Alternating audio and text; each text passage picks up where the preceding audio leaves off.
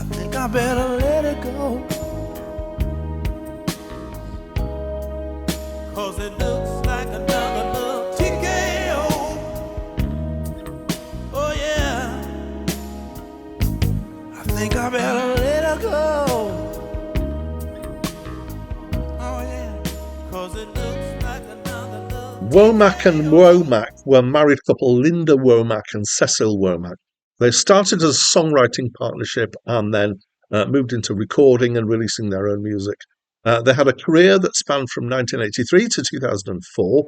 They released 6 albums as Womack and Womack, the last being called Transformation to the House of Zacharias. They released 4 more under variations of House of Zacharias, Zacharias or Zech, and they are and were American.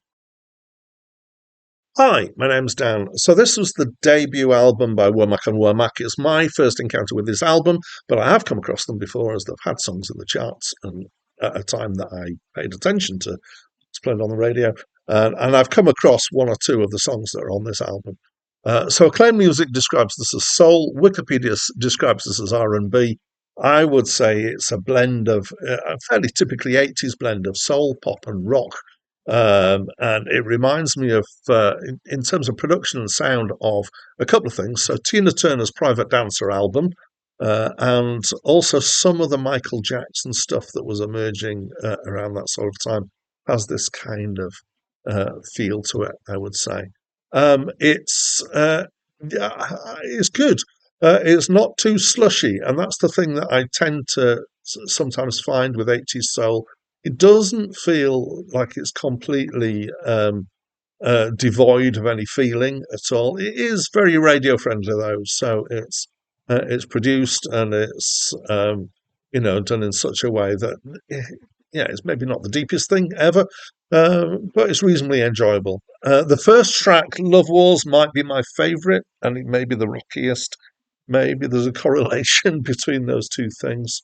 They're good singers. It's soul and soul adjacent stuff, so you have to be a good singer to be able to survive in that world, I think.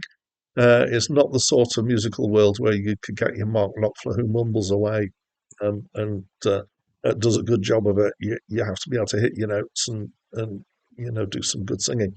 Of the 2 singers, I would say I rate Linda a little bit more than Cecil.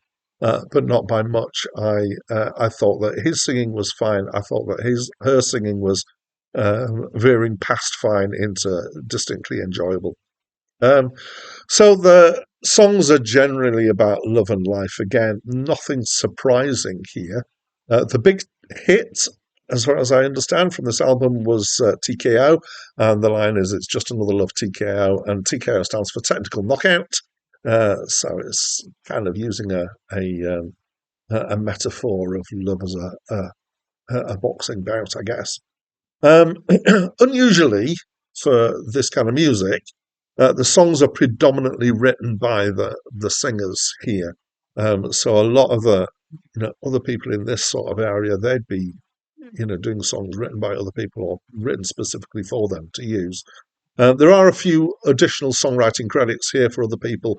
And then there's the unusual track, which is I think it's the second to last, which is a cover of Angie by the Rolling Stones.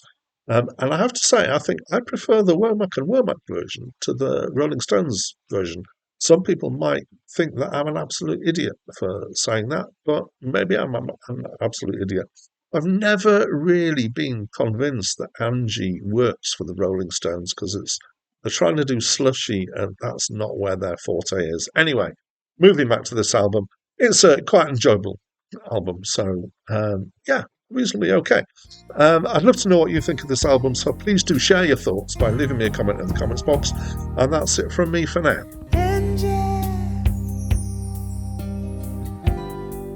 Angel, where will those clouds disappear?